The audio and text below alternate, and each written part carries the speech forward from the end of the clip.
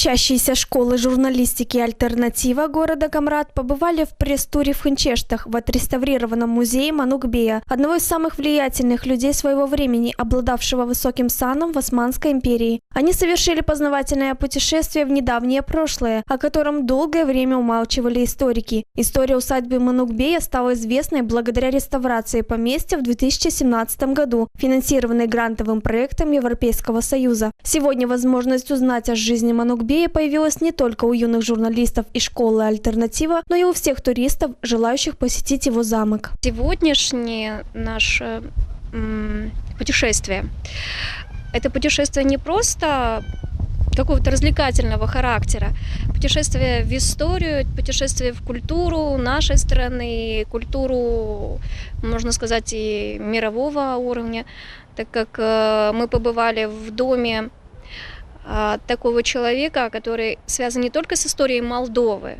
но и с историей Турции, Армении, Европы, в конце концов.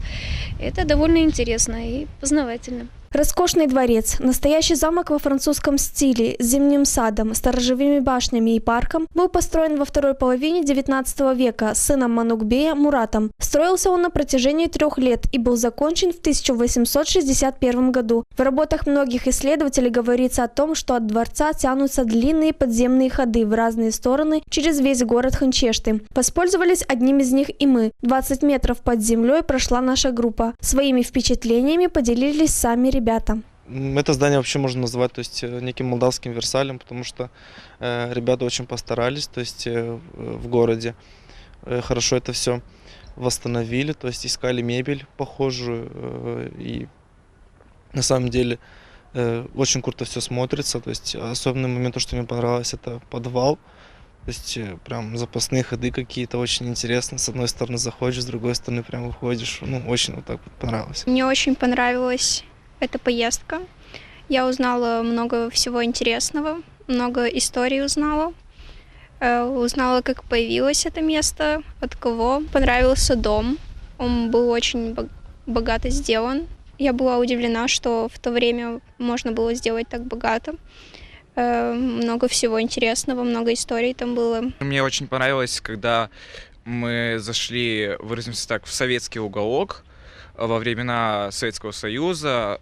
Там нам рассказали то, что было совсем еще недавно, можно сказать, лет 30-40 назад. Я увидел там всех правителей Молдавии. Она очень интересно о них рассказала. Допустим, о том, что Штефан Челмари побеждал большинство своих войн.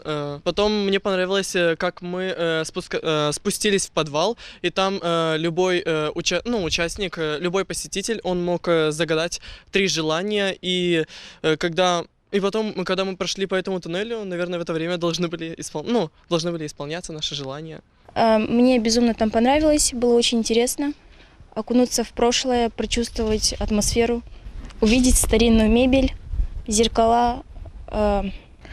Мне больше всего понравились туннели, где можно было загадывать желания, которые, по легенде, должны сбыться. Однако Манук-бею жить в этой усадьбе не довелось. Не смог он построить и город, о котором так мечтал. По некоторым историческим документам погиб этот великий человек в 48 лет из-за падения с лошади. В этих летописях рассказывается история о том, что Манук-бей разозлился на своих слуг, вскочил на лошадь и проскакал на ней несколько кругов вокруг дома, после чего упал на землю. В этот момент по какой-то фатальной случайности его лекаря не оказалось дома, хотя они были обязаны находиться рядом с ним и его семьей всегда, чтобы успеть вовремя оказать необходимую медицинскую помощь. Внезапная смерть Манук-бея, его 2 маленьких детей и молодой супруги вызывают у посетителей много вопросов. История жизни и деятельности Манук-бея, безусловно, интересна. Она обогащает ум, развивает мировоззрение будущих журналистов, считает директор Камрадской школы журналистики «Альтернатива» Елизавета Ротарь. Именно в связи с этим и была организована данная экскурсия.